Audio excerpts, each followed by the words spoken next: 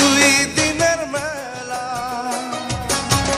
এসেছি একেলা যাব একেলা।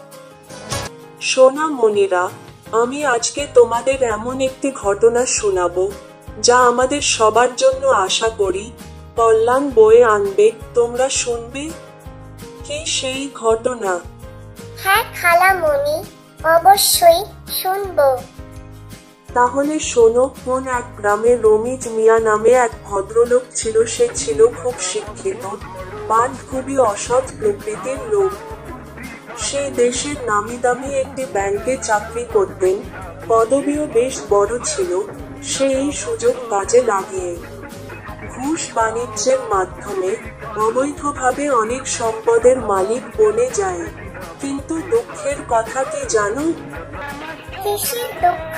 তাড়াতাড়ি বলুন খালাম্মা, আমরা শুনতে চাই। হ্যাঁ, বলছি।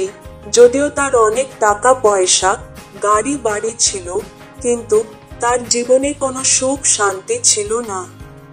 সংসার জীবনে তার কোনো শান্তি ছিল না। কেন, কি হয়েছে?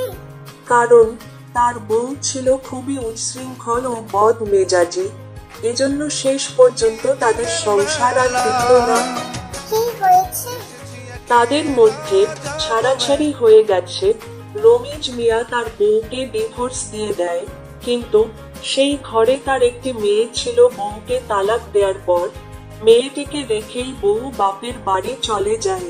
কি বলেন খালাম্মি, মা মেয়েটিকে রেখেই চলে যায়? হ্যাঁ, তারপর রমিজ মিয়া বড় বিপদে পড়ে যায়। মেয়েটিকে আবাসিক হোটেলে রেখেই মানুষ করার চেষ্টা করে, কিন্তু কিন্তু কি খালাম্মা? শেষ পর্যন্ত মেয়েটিও গোল্লায় যায়। মেয়েটির বয়স 18 হতে না হতেই মেয়েটি অপসংস্কৃতির কবলে পড়ে নষ্ট হয়ে যায়। তার অবস্থা একটু দেখো।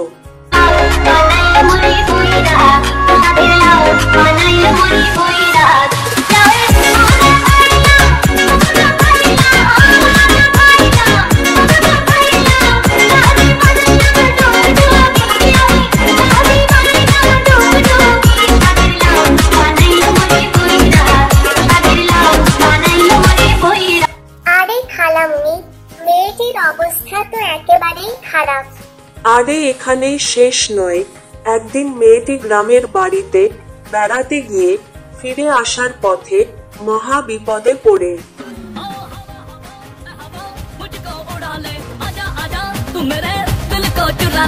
इश्क वाले कार्ड पे नाम मेरा लिखा ले, पिच नहीं फंसी है बात आगे बढ़ा ले, बॉयफ्रेंड बना ले, किसी और को पटा ले, बॉयफ्रेंड बना ले, नजरे तू हटा ले।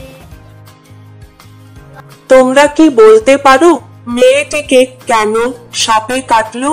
মেয়েটি এমন ভাবে নাচানাচি করলো যে তার সামনে পিছে যে সাপ রয়েছে মেয়েটি তার বদ অভ্যাসের কারণে খেয়ালই করল না।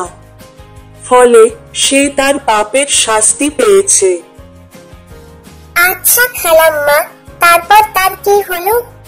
তারপর খবর পেয়ে তার বাবা ছুটে এসে তাকে দ্রুত হসপিটালে নিয়ে গেল।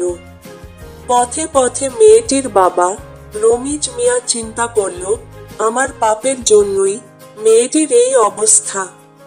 সে তার পাপের জন্য তাওবা করল আর আল্লাহর কাছে কেঁদে কেঁদে দোয়া করল। চিকিৎসার পর মেয়েটি সুস্থ হলে তাকে বাড়ি নিয়ে আসেন। তবে খুশির কথা কি জানো? এই ঘটনার পর রমিজ সাহেব খুব ভালো হয়ে যান। তিনি হজ করে এসে মানুষকে কি আহ্বান করছে শুনবে? চলো শুনে আসি। শুনুন আপনারা, আমরা যারা নিজেদের মুসলিম দাবি করি, আমাদের উচিত কোনটা ন্যায়, কোনটা অন্যায়, মানে কোনটা পাপ আর কোনটা সওয়াবের কাজ তা সঠিকভাবে জানা এবং সেই অনুযায়ী পালন করা।